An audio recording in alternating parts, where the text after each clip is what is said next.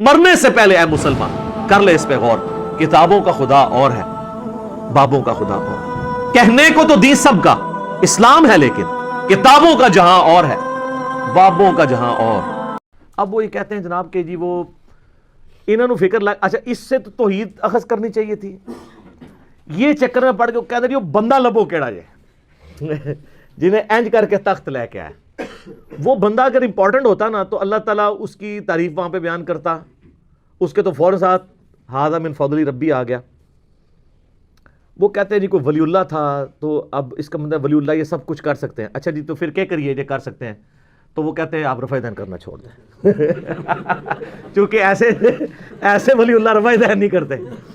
یہی کچھ کہنا چاہ رہے ہوتے ہیں نا آپ، جو ہے ایاک نعبد و ایاک نستعین پڑھنا چھوڑ دیں، آپ ان بابوں کو پکارنا شروع کر دیں، یہ کہنا چاہ رہے ہوتے ہیں وہ اصل میں۔ تو تواڈے ہوتے اللہ نے بلا چھڑ دیتی ہے، ہن تک تواڈے نال ہوندی کیا ہے، میں ہن دی انجین نہیں کر لگا، ہو چکی ہے، لیکن آج میں اس ایک واقعے کی کرنے لگوں انشاءاللہ تعالی۔ قرآن پاک خاموش ہے کہ یہ کون تھا بندہ، یہ جن تھا، انسان تھا، فرشتہ تھا، پیغمبر تھا؟ کہا وہاں پہ ایک شخص تھا جس کے پاس کتاب کا علم تھا۔ قرآن کی روح سے تو کتاب کا علم جو ہے نا وہ پیغمبر کو دیا جاتا ہے، عین ممکن ہے وہ پیغمبر ہو، کیونکہ ایک وقت میں کئی پیغمبر اگلے زمانوں میں ہوا کرتے تھے۔ عین ممکن ہے وہ کوئی فرشتہ ہو، جیسا کہ بخاری مسلم میں حدیث ہے، اے اللہ روح قدس کے ذریعے حسان کی مدد فرما۔ حسان ابن ثابت شعر کہتے تھے تو اللہ تعالیٰ کے حضور نبی علیہ السلام نے دعا کی کہ جبرائیل علیہ السلام کے ذریعے اس کی مدد فرما، جس طرح قرآن پاک میں آتا ہے عیسیٰ علیہ السلام کی اللہ نے مدد کی تھی روح قدس کے ذریعے، کہ وہ مٹی کی مورت میں پھونک مارتے تھے وہ پرندہ ہو جاتی تھی، مادر ذات اندھے اور کوڑیوں پہ ہاتھ پھیرتے تھے تو اس کو شفا ہو جاتی تھی۔ روح قدس کے ذریعے حضرت عیسیٰ علیہ السلام کی مدد کی گئی، تو یہاں پہ بھی سلیمان علیہ السلام کی مدد کسی فرشتے کے ذریعے کی گئی ہو، عین ممکن ہے۔ اور امام فخر الدین رازی المتوفیٰ 606 ہجری، جنہیں صوفیاء بھی امام مانتے ہیں اور علماء کا طبقہ بھی امام مانتا ہے، انہوں نے بڑی ایک مشہور تفسیر لکھی، تفسیر کبیر۔ بڑی بڑی خرافات ہیں اس تفسیر میں، اچھی چیزیں بھی ہیں۔ وہ بضد ہے کہ یہ جو الفاظ ہیں نا کہ وہ شخص جس کے پاس کتاب کا علم تھا یہ خود حضرت سلیمان علیہ السلام ہی تھے۔ سلیمان علیہ السلام خود وہ تخت لے کر آئے اور ان کا ھذا من فضل ربی، دیکھو میں لے آیا ہوں یہ۔ اچھا اب انسانوں کو مصیبت پڑ گئی ہوئی ہے، پوری تصوف کھڑی تھی اس واقعے پہ، صوفیوں کے امام اور ایسا امام جسے علماء بھی امام مانتے ہیں، وہ کہتے ہیں سلیمان علیہ السلام آپ لے کے آئے ہیں۔ اب اگر سلیمان علیہ السلام لے آتے ہیں تو ساری بابیں ختم، ٹھیک ہے؟ تو یہ میں نے علمی طور پہ بات کر، لیکن یہ ان کی جو تفسیر ہے یہ قرآن میں فٹ ان نہیں بیٹھتی۔ قرآن پاک اس معاملے کو اس سے زیادہ اہمیت نہیں دیتا کہ اللہ تعالیٰ کی قدرت کا اظہار ایک شخص سے ہوا جو حضرت سلیمان علیہ السلام کا درباری تھا، چاہے وہ جن تھا، فرشتہ تھا، یا کوئی پیغمبر تھا، انسان تھا، کوئی بھی تھا۔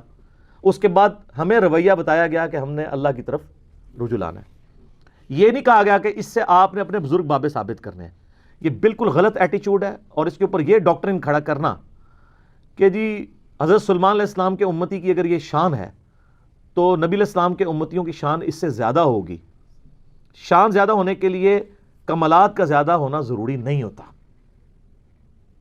قرآن تو شان کی بنیاد علم بتاتا ہے، اور اس کے بعد اگر آپ کی نسبت بھی ہے، جیسے نبی علیہ السلام کو اللہ نے اگلی امتوں پہ ان کی امت کو فضیلت دی ہے نبی علیہ السلام کی وجہ سے، کنتم خیر امت اخرجت للناس، اور نبیوں والا کام دیا ہے، تأمرون بالمعروف وتنہون عن المنکر وتؤمنون باللہ۔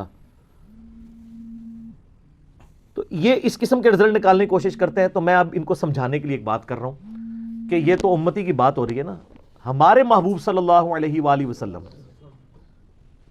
ان کے بارے میں جو ہمارا عقیدہ ہے وہ کیا ہے؟ صحیح مسلم میں حدیث ہے کہ شب معراج آپ علیہ السلام نے انبیاء کی امامت فرمائی، تو امام الانبیاء ہوئے نا۔ اچھا کیا اس کی بنیاد میں ہم یہ ماننا شروع کر دیں کہ اگلے نبیوں کی جو جو کوالٹیز تھیں وہ ہمارے پیغمبر میں موجود ہے؟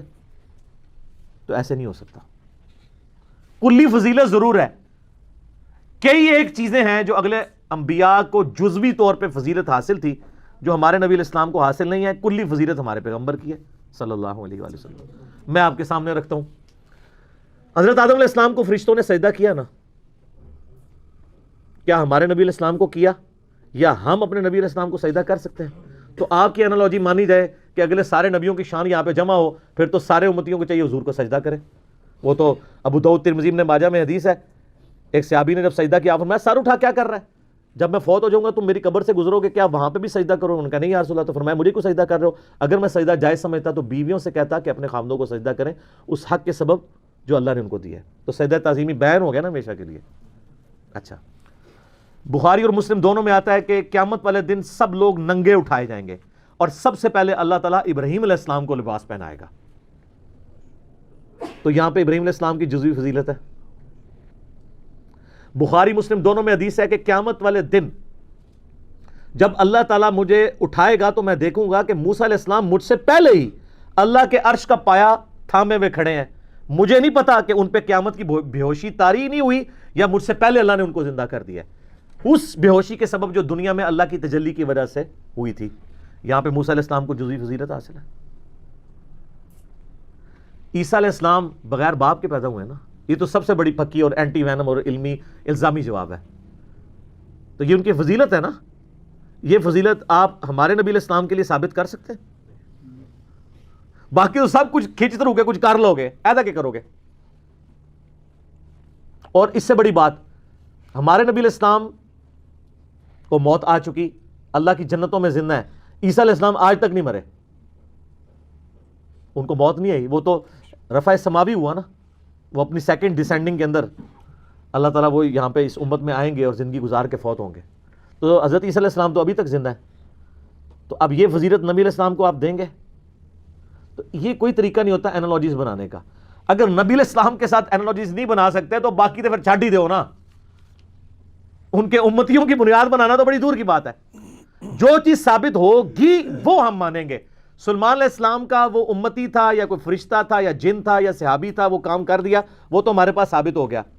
آپ اپنے بابوں کے بارے میں جو جھوٹے کلیم کر رہے ہیں نا، وہ آپ کو ثابت کرنے کے لیے لانا پڑے گا. اور آج کل تو بڑا آسان دور ہے، کہتے ہیں دنیا اولیاء اللہ سے خالی نہیں ہے. ایک ولی بھی نہیں پہ لفظ تو جس کو ہم B B C, C N N, Al Jazeera, Geo, A R Y, Dunya T V کے سامنے لے کے آئیں اور ساری دنیا کو بابوں کا پجاری بنا لیں، جو آپ بنوانا چاہتے ہیں باب بھی بنا لیں تو لے آئیں. ہم اس کے سامنے وہ یہ اس میں سے کوئی کام کر کے بتائیں. کہتے ہیں نا جناب بزرگ سب کچھ کر لیتے ہیں اور ان کے پاس بڑی بڑی کوالٹیز ہوتی ہیں. مجھے بتائیں دنیا کا کوئی بزرگ جو ہے آپ کے سامنے ہوا میں اڑے، ویسے تو انشاءاللہ نہیں اڑے گا میڈیا کی برکت سے، پرانا بھی کوئی نہیں سر اڑے، ایویں گپا ہی نے. اگر وہ ہوا میں اڑے اور وہ آپ کو کہے کہ جی یہ اڑنا اس بات کی دلیل ہے کہ 2 + 2 5 ہوتے ہیں، آپ مان لیں گے؟ کیوں؟ کیونکہ آپ کو یہ بات پتا ہے کہ 2 + 2 4 ہوتے ہیں. اس کا یہ کرتب مجھے اس بات پہ نہیں ابھار سکتا کہ میں 2 + 2 کو 5 کہوں. تو سر ان کے کرتب ہمیں اس بات پہ ابھار سکتے ہیں کہ ہم قرآن و سنت کو چھوڑ کے ان کے پیچھے لگ جائیں؟ تو تف ہے ایسے بندے کے اوپر جو 2 + 2 4 والی حیثیت بھی قرآن و سنت کو نہ دے.